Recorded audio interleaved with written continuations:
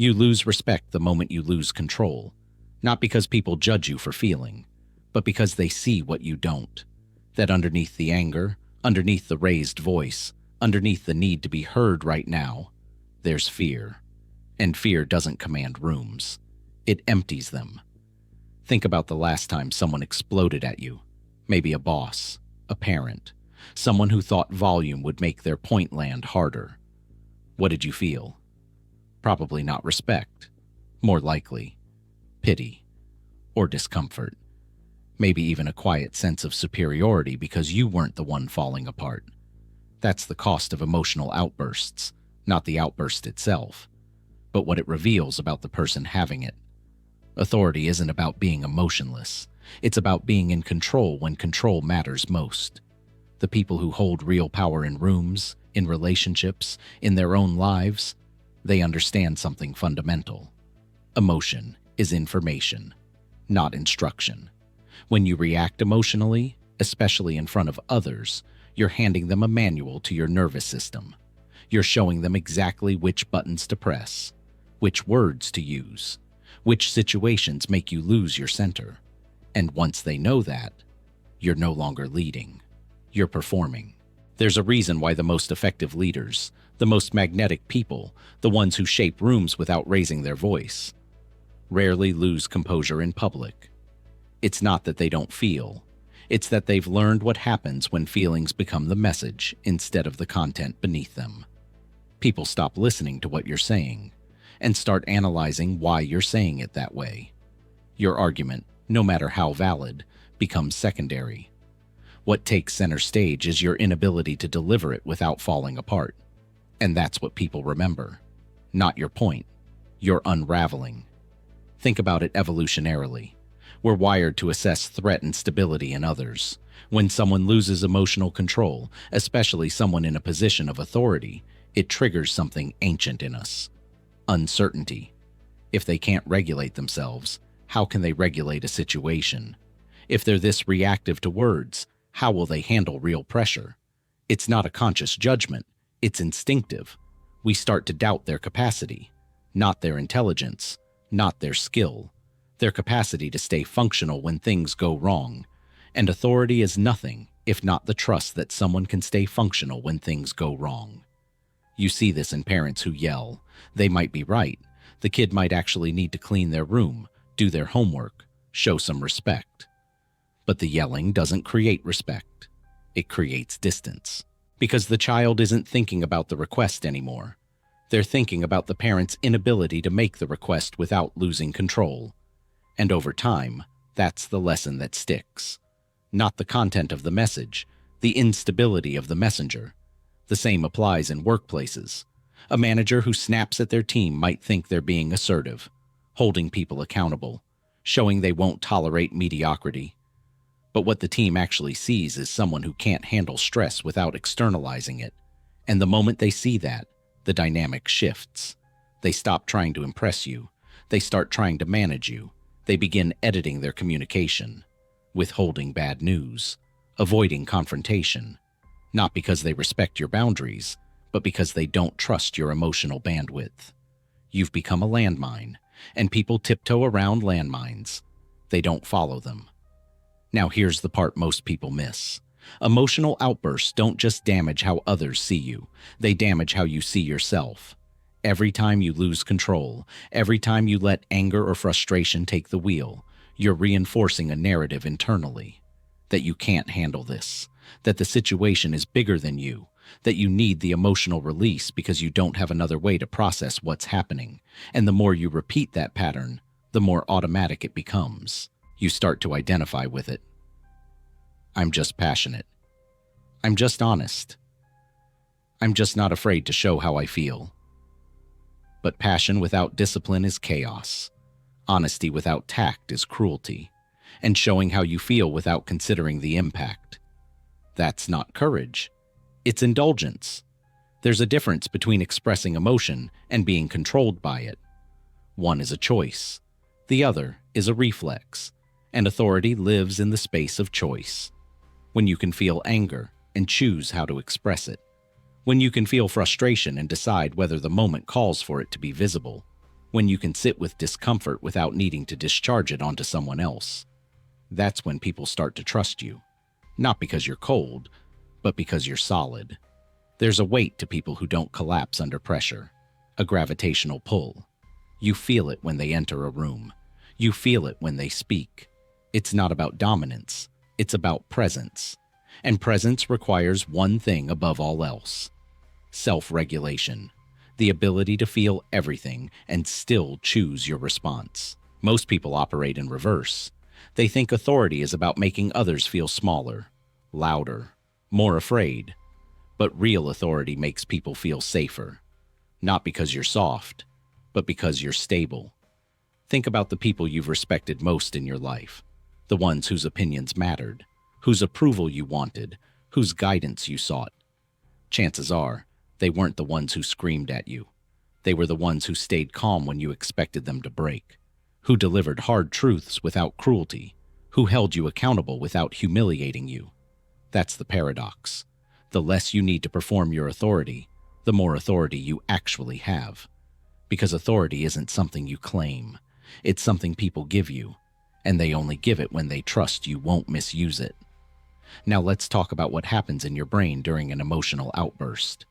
When you're triggered, when something hits a nerve, your amygdala lights up. That's your threat detection system. It's fast, reactive, designed to keep you alive when a predator shows up. But it's not designed for nuance. It doesn't distinguish between a physical threat and an emotional one, a disrespectful comment and a charging animal. It just knows something feels dangerous, so it floods your system with cortisol and adrenaline. Your prefrontal cortex, the part of your brain responsible for reasoning, planning, impulse control, that goes offline. You're not thinking anymore. You're reacting. And in that state, you're not capable of strategic communication. You're not capable of reading the room. You're not capable of considering consequences. You're just trying to neutralize the threat, which usually means lashing out. The problem is, the threat isn't real. It's perceived. Someone questioned your idea. Someone ignored your email. Someone said something that felt like disrespect, and your brain treated it like a survival issue. But it's not. And when you react like it is, you look unstable, because the response is disproportionate to the situation. That's what people pick up on. Not that you're angry, but that your anger doesn't match the moment. And that mismatch, that's what erodes authority. Because authority requires calibration, knowing when to push and when to hold back, when to speak and when silence carries more weight, when to show emotion and when withholding it sends a stronger message. People who explode regularly, they've lost that calibration. Everything becomes a 10. Every slight, every inconvenience, every challenge. And when everything is a 10, nothing is. You become the boy who cried wolf, not because you're lying, but because your signal is so loud and constant that people stop taking it seriously. Here's the other cost. Emotional outbursts don't just affect how people see you in the moment. They shape how people anticipate you in the future. Once you've established a pattern of reactivity, people start making decisions based on your potential reaction, not on what's right. They avoid bringing you bad news. They avoid disagreeing with you. They avoid challenging you, not because they respect your authority, but because they don't want to deal with the fallout, and that creates a distorted information environment around you. You stop getting the truth. You start getting the version of truth people think you can handle without losing it, which means you're operating on incomplete data, making decisions in a bubble of your own emotional volatility. And the worst part? You won't even know it's happening, because the people around you have learned to manage you quietly. They've learned what not to say, what not to bring up, what to frame in a way that won't set you off. You think you're leading, but really, you're being handled. That's the invisible tax of emotional outbursts. You don't just lose authority in the moment. You lose access to reality over time. So what's the alternative? How do you maintain authority when something genuinely pisses you off? When someone crosses a line? When the situation actually calls for a strong response? You feel it, fully, but you don't broadcast it reflexively. There's a difference between suppression and regulation. Suppression is pushing the feeling down, pretending it isn't there. smiling through gritted teeth while resentment builds. That doesn't work. Eventually, it leaks out, or explodes, usually at the worst possible time. Regulation is different. Regulation is acknowledging the feeling, naming it internally. Anger, frustration, betrayal, whatever it is. And then choosing how and when and whether to express it. Maybe you express it immediately, but with control. Firm words, clear boundaries, no yelling, no personal attacks. Just the truth, delivered with precision. Or maybe you wait. You let the initial wave pass. You give yourself time to think, to consider what you actually want from this interaction. Do you want to punish the person? Or do you want to solve the problem? Because those require different approaches, and you can't figure that out when you're in the middle of an adrenaline spike. The most powerful thing you can say when you're angry isn't the first thing that comes to mind. It's the thing you choose after you felt everything. That's where real authority lives, in the gap between stimulus and response. The longer you can make that gap, the more power you have. Not over others, over yourself. And self-mastery is the only mastery that actually matters, because everything else is downstream from it. Your relationships, your career, your reputation, your ability to influence. All of it hinges on one question. Can you stay in control of yourself when everything around you is pulling you out of it? If the answer is yes, you'll build something lasting. If the answer is no, you'll spend your life reacting. And reactive people don't lead. They follow their emotions wherever they go. Here's what people don't tell you about authority. It's not about being the loudest. It's about being the most predictable, not boring. Predictable. People need to know what they're getting with you. Not in terms of mood, but in terms of response quality. They need to know that when things go wrong, you won't fall apart. When pressure increases, you won't lash out. When someone challenges you, you won't take it personally. That predictability creates safety. And safety creates trust. And trust creates followership. The leaders people actually want to follow. They're not the ones who make you nervous. They're the ones who make you calm, even in chaos. Especially in chaos. Think about the last crisis you witnessed. A workplace emergency, a family conflict, a public moment where something went sideways. Who did you look to? Probably not the person panicking, not the person yelling about what should have been done. You looked to the person who stayed level, who asked the right questions, who made a decision without theatrics, who absorbed the stress instead of amplifying it. That's leadership. Not the absence of feeling, but the presence of control. And that control has to be practiced. It's not something you suddenly access in a crisis. It's something you build in the small moments. Every time you feel the urge to snap and choose not to. Every time you take a breath instead of taking the bait. Every time you respond thoughtfully instead of reactively. You're training your nervous system. You're building the capacity to stay centered when it matters most. And over time, that becomes your reputation. Not someone who never gets angry, but someone who doesn't let anger run the show. There's a reason the most respected people in any field rarely lose their composure publicly. It's not that they're superhuman. It's that they've done the internal work to make self-regulation automatic. They've practiced it so many times in low-stakes situations that it becomes available in high-stakes ones. And that's the part most people skip. They want the authority without the discipline. The respect without the restraint, the influence without the inner work. But it doesn't work that way. Authority is earned in private, in the moments no one sees. When you're alone with your frustration and you choose not to send that email. When you're furious and you wait until you can speak without venom. When you're hurt and you address it directly instead of passive-aggressively. Those are the reps that matter. And if you're not doing them, you're not building authority. You're building a reputation for instability.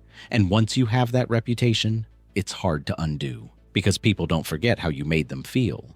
They don't forget the time you lost it in a meeting. Or the time you humiliated someone in front of the team. Or the time you said something cruel because you were upset. Those moments stick. Not because people are unforgiving, but because those moments revealed something true about your capacity. And people make decisions based on capacity. Who to promote, who to trust, who to confide in, who to follow. And they don't choose people who might explode. They choose people who stay solid. So if you want authority that lasts, if you want influence that compounds, if you want people to actually trust you with responsibility, you have to become the kind of person who doesn't need emotional outbursts to feel powerful. Because real power is quiet. It doesn't announce itself. It doesn't need to. It's felt in the way you hold space, in the way you listen without interrupting, in the way you disagree without attacking, in the way you set boundaries without drama. That's what makes people lean in. Not your volume, your gravity. And gravity comes from mass, from substance, from the weight of someone who's done the work to know themselves well enough that they don't collapse under pressure. You can't fake that. You can't perform it. You either have it or you don't. And if you don't, every emotional outburst is a reminder to yourself and everyone watching that you're still being controlled by things outside you. And people don't follow people who are controlled by things outside them. They follow people who are controlled by something inside them. A principle, a standard, a commitment to showing up a certain way regardless of circumstances. That's the difference. That's what separates authority from noise. So the next time you feel it rising, that heat, that urge to let someone have it, to make them understand how wrong they are, to make them feel what you're feeling, pause, just for a second, and ask yourself, what do I actually want here? To win the moment or to build the relationship? To release the tension or to resolve the issue? To feel powerful or to be powerful? Because those are different things, and the choice you make in that second will determine which one you get. Choose wisely, because authority isn't given to the loudest person in the room. It's given to the person who doesn't need to be.